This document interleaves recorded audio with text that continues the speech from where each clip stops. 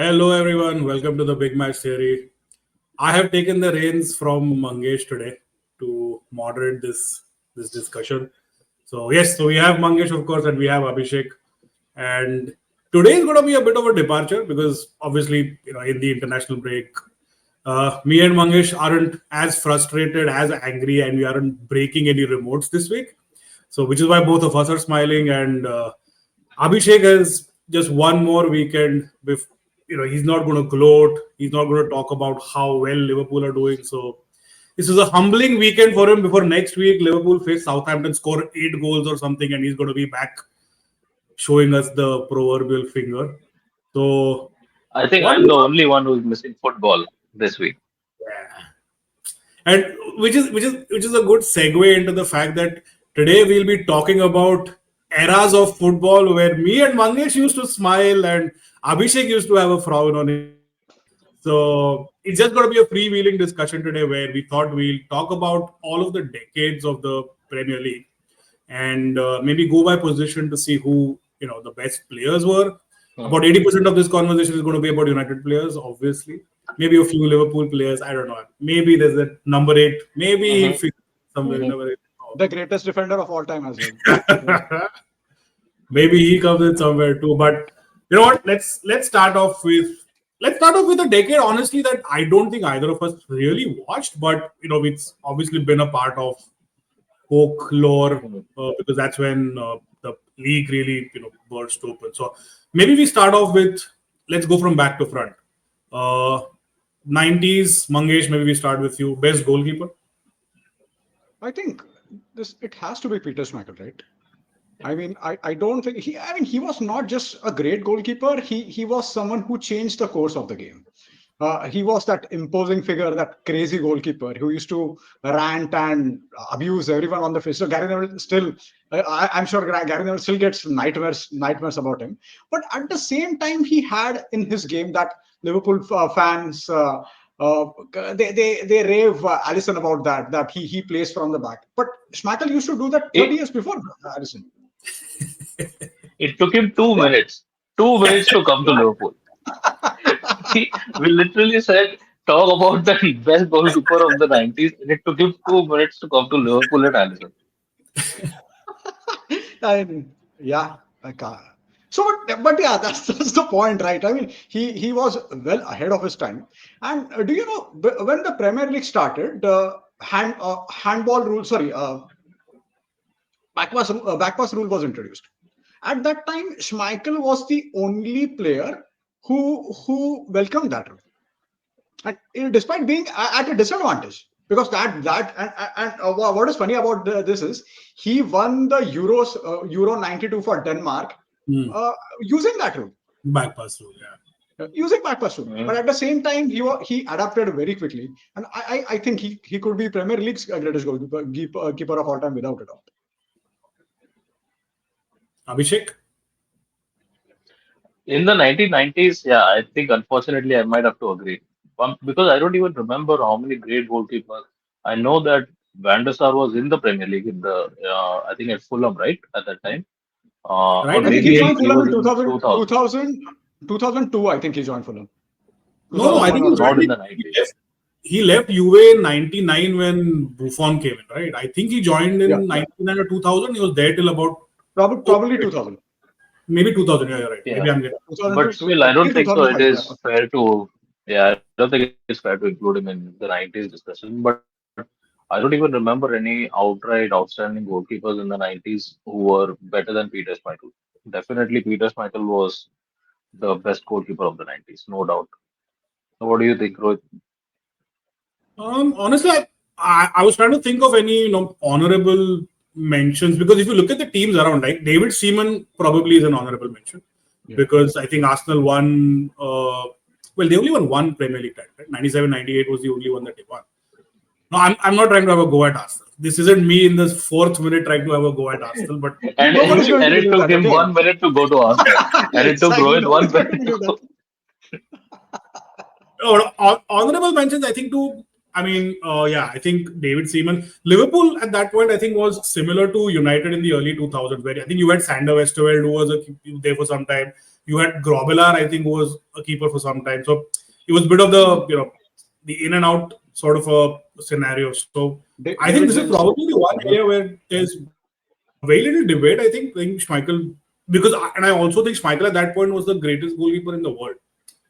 So be hard to not look past him, In the 90s, wasn't he? I think, I mean, Oliver Kahn was in the 90s. Yes. Hmm. So I Fair, would say it was a close call between Khan and Schmeichel. fair enough. Yeah, because United Yeah, United was good in Europe, Bayern was good in Europe, and at the same time, Khan was good for Germany. Fair So enough. probably it is a close call. I mean, Khan was absolutely brilliant. yeah. So Yeah, I mean, I forgot about it, but yeah, you're right. yeah, yeah. Kahn was a beast, Yeah, insane beast. crazy. I mean, I would personally put Kahn over Schmeichel, but I would not argue against someone who would go the other way around also. They were both really good goalkeepers, but Kahn was outrageous. A Okay. fair shout at one big thing about Khan is that he didn't have size. He wasn't the biggest goalkeeper. He wasn't like a giant like Schmeichel. So for him to kind of, like at his size, do what he did, brilliant. See, what I like about Yeah, Schmeichel are players who did not grow up in that footballing philosophy. Van der Sar was an Ajax player. He was coached by Van Gaal. So Schmeichel did not have that. Hmm. He was playing in Denmark, and then he was playing for Brøndby, and then he joined United. So the way he yeah. adapted himself, and yeah, I think he was ahead of his time. So I don't think there is any debate about the goalkeepers of that time. No, no chance. I think the real debates will start in the next decade. I think this decade was very United heavy. I think the real debates, especially Abhishek, is going to start coming in when a certain someone joined the Liverpool midfield. I think that's when the real Lucas Leiva? well, let's move on to Lucas Leiva. let's move on to defense. So I think we'll start with you, Mangesh. Right? I think it's again going to be between United, Arsenal, maybe a Liverpool defender or a Chelsea defender here and there. But who would you say was the best defender of the 90s? So I think the best defender as in the 90s in the Premier League was Jaap Stam. But we need to consider that Stam joined United in 98. Yeah. And I would put Yeah, for specifically for the Premier League, I would put Tony Adams ahead of Stam, not just because of his. Not I'm not saying Stam was an inferior defender to Adams because Stam was world class, but for his longevity and for being at Arsenal for so when did Adams join Arsenal? In the 80s, right? Late 80s. So late 80s, yeah. No, hmm. I think Yeah, even late before that, 80s. not even late 80s. Okay. Yeah, but I would put Adams for his longevity and quality, and for the fact that he was at Hmm. Arsenal for all those 8 years. I would put Tony Adams as the best defender in the Premier League for that particular decade, for sure. Abhishek? Yeah, I have to agree. I have to agree. Tony Adams was how many? He played some 600 plus games, right? And he's Yeah, one of Arsenal's iconic captains who won them the league as well. And there is no doubt. I think Yapstam, yeah, he was one of those, but I don't remember when Yapstam joined United. 98. Maybe in the late 98, 90s, 98. 98. Triple So season. yeah, I think yeah. Okay. So yeah, I think I have to go with Tony Adams for sure. No, fair shout. Even I would concur because I think what happened, I think, in the 90s was when Arsenal had that bold Dixon, Winterburn, and Adams as that backline. I think that is the first set in stone, the 1-0 to the Arsenal backline. I think that Yeah, also came in as a quite quite a departure, even in the way they defended. Because if you look at it, like when Bruce Pallister, Paul Parker, Dennis Irwin, when that back four, they never pressed high up the pitch. They weren't that sort of a back four that they were very sort of, you see Irwin and Parker bombing, and Pallister and Bruce were Pallister was great on the ball, but very withdrawn. yeah, Whereas yeah, I think when that Arsenal back four came in, I think they were very aggressive. Like they were on the front foot. You could see they had pace, they had power, they had all of that, and I think all of that stemmed from Tony Adams' leadership because he was always that focal point, right? He was the most vocal Hmm. of all the defenders. He was like an undoubted leader. So I would agree. And honorable mentions, I think Yapstam for sure. But can't really think of any. Maybe Bruce or Palace as a as a. I think Sol Campbell is a fair shout. Yeah, Sol Campbell was absolutely fantastic. Okay. Hmm. I But think did he Sol make Campbell. a switch to Arsenal in the 90s, in 2000, right? In the early Yeah, 2000 or He was something. good at Spurs when he first came in. exactly. He was good. He was fantastic at Spurs. And see, thing with Adams is Gary Neville always says that he understood offside trap better than anyone else. Hmm. Hmm. So he was, of course, he had leadership qualities. I think he was a decent passer of the ball as well. Hmm. So this is something I observed with John Terry as well. I thought John Terry was a very good passer of the ball, even though we do not associate passing with John Terry.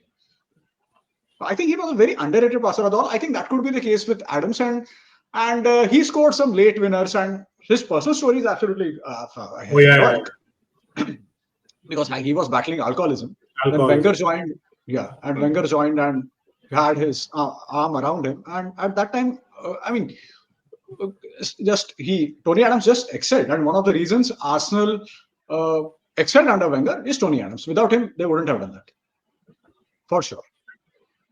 For sure. Any other honorable mentions, Abhishek? Defense, in defenders, I can't think of. I don't know why I I can can't think of one remember that defender. many defenders from the 90s. From the Uh, 90s. Rohit's Rohit's favorite manager, football manager, Who? Gareth Southgate. Yes, moving swiftly on to midfielders. I do not intend to See, spend. Sorry, go on. see, I was just joking. Go on. yeah, actually, Gareth Southgate was a very good defender. Of course, you cannot put him in that Stan, Ferdinand, and Campbell bracket, but he was a very good defender, to be very honest. Because I cannot think of anyone else from the 90s. He was also a very good defender when he was flat on his back and Roy Keane was punching his nuts through the ground. That was probably his best position that I saw. I can't, but no, even I can't remember any of the players from the 90s. No, but See, it's also Marcel because we Desailly. didn't watch, Any of the we didn't watch defenders. week in, week out, right? Defenders, It sorry. wasn't our era, so to speak. So Hmm. Marcel Desailly was at Chelsea, but he was for a brief period, and he had already passed his best. So I think, yeah, Adam Stam Yeah. But he probably was at Chelsea in 2000, right? Not in the 90s. 2099 I thought he was in after Euro 2000. 2000 after Euro 2000. That's right. That's correct. You would have been in Milan, no, for Yeah. the major part of the 90s. Yeah, yeah, Right? yeah. Hmm. But What a unit, huh? are you, sorry? Desai was such a unit, man. He was like this man mountain. So Yeah. crazy. Yeah. Sorry, you were saying something, Mangesh? Are you forgetting Martin Keown? Yes, I am forgetting Martin Keown for good reason. He should be forgotten. We'll, So by we'll the get way, to him for. he has a chapter about Van Nistelrooy in his autobiography. He's obsessed. I'm Idiot. pretty sure Ruud But van he was Nistelrooy. not that. He was. Sorry, go on. I never thought Martin Keown was that great a defender. He Honestly, wasn't. he was not, right? He was. Yeah. No, he was. He was a good defender, no doubt, but no, not great. Not. Hmm. Moving to the midfield, I think this is probably going to be the area where we're going to have the maximum debates from now to the next Yeah. few days. All the errors. Yeah, midfield is just that. Honestly, can't. Mangesh, how about you? See, I think I know you're. You this do. is I not know. I this know. is this is not even a debate. Okay, it's Roy Keane all the way, and I cannot think of any other. Even I. Sorry. I think we lost Abhishek for a second. Yeah.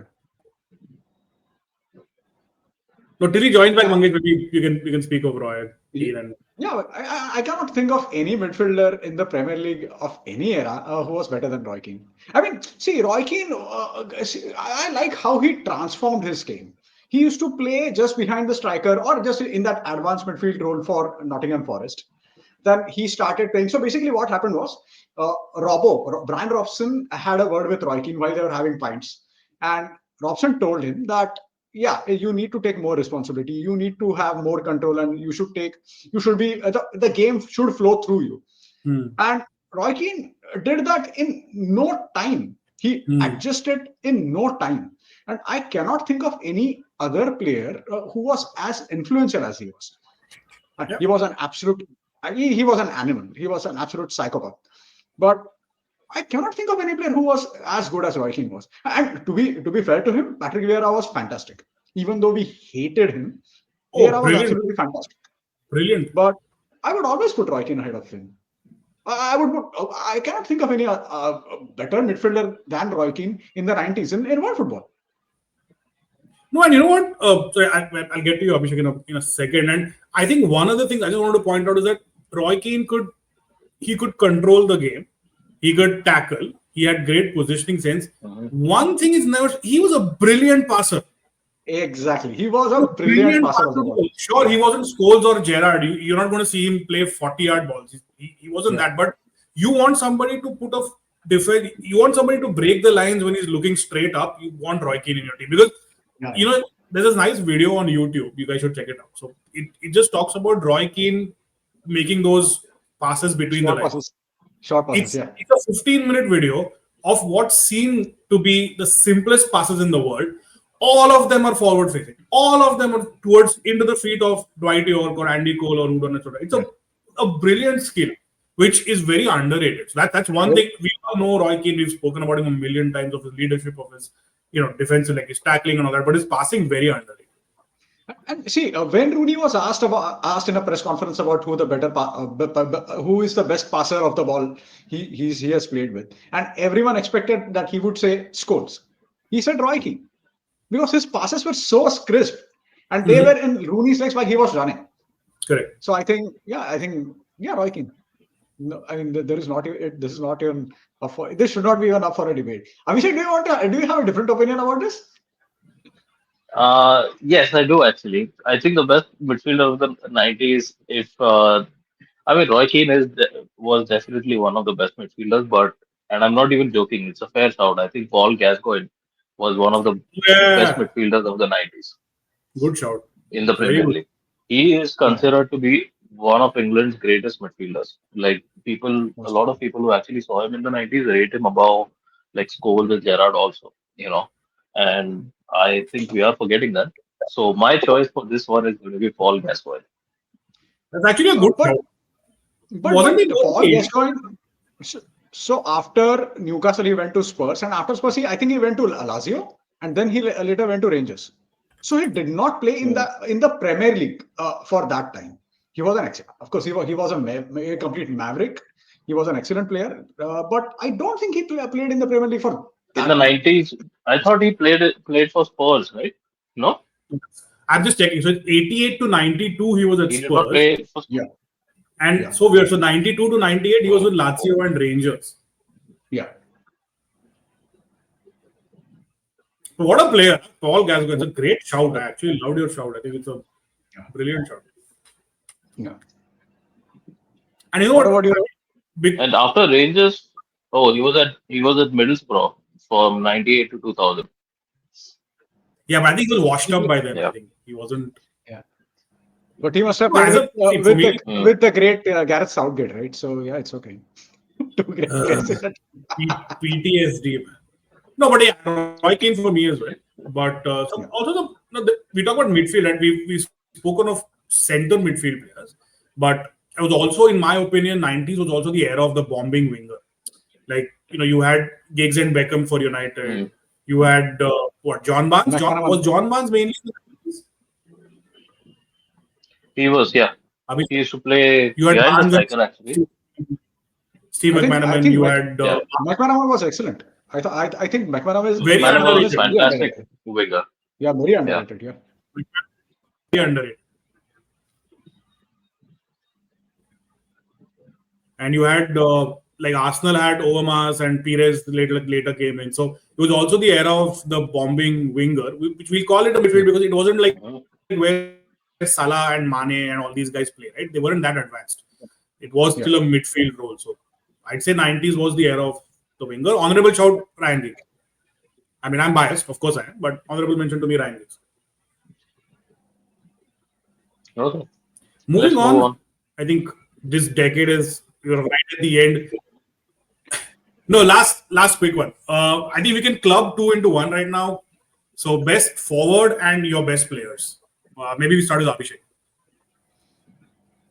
The best forward of the 90s in the Premier League, right? I think this is quite. I mean, It's an easy one. I think it has to be Shearer, Alan Shearer, Yeah, Yeah. same definitely, for me. right? Yeah. I don't think it is. I mean, he is the Premier League highest goal scorer of all time. A very, uh, even though I wanted to say Robbie Fowler, but I think unanimously we all are going to agree that Alan Shearer was definitely Premier League's. I think he's still the Premier League's greatest striker that has ever been. I think so. He was a complete number nine, right? He was like one of those, like a battering ram. He could take a shot from outside the box. He was great in the air. He very strong. He was built like a bloody tank. But of course, I think the honorable mentions for strikers in the 90s could go on for a long time. You had Cole, you had York, you had Oh Michael yeah, Owen, you had Robbie Fowler, Michael Owen. Ian Fowler. Wright. you had Nicolas Anelka, you had Bergkamp. Henry who just came in. Yeah, Still, like so many. Zola, Ian Wright, yeah. and which brings me to one name, which is an honorable mention, and for me also the greatest player of the 90s, which is Eric Cantona.